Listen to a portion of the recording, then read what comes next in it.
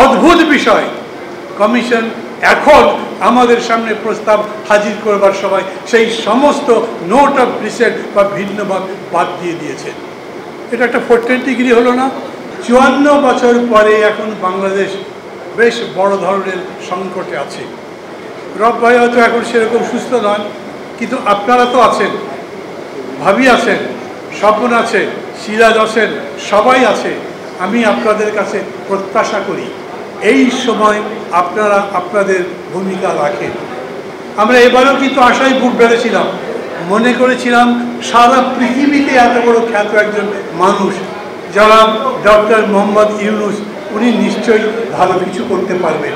Nobel prize পেয়েছেন, সারা দুনিয়াতে micro ক্রেডিটে অসাধারণ সাফল্য অর্জন করেছেন, বাংলাদেশের সংস্কারেও সম্ভবত সেই রকম একটা সাফল্য অর্জন করতে পারবেন।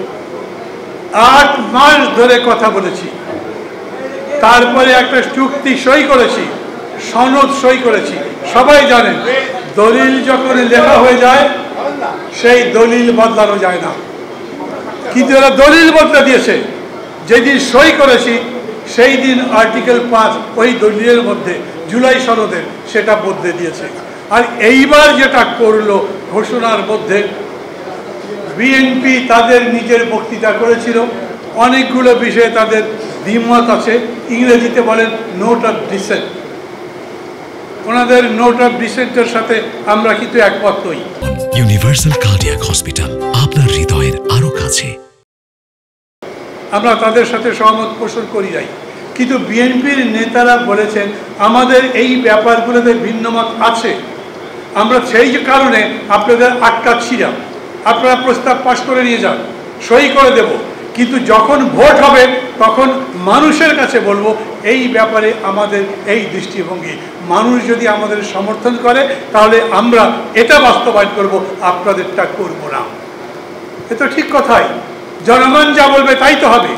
অতএব তাদের প্রস্তাবে ভিন্নমত থাকলেও আমরা সেটা মেনে নিয়েছিলাম, এবং আমরা যেটা বুঝেছি কমিশনও সেটা মেনেছে। অদ্ভুত বিষয়, কমিশন এখন আমাদের সামনে প্রস্তাব হাজির করবার সময় সেই সমস্ত নোট অফ ডিসেন্ট বা ভিন্নমত বাদ দিয়ে দিয়েছে। এটা একটা 410 ডিগ্রি হলো না? এই প্রথম ডক্টর ইউনূস এবং তার সরকার শুনলেন যে তারা জাতির সঙ্গে এবং বিএনপির সঙ্গে বিশেষ করে প্রতারণা করেছে।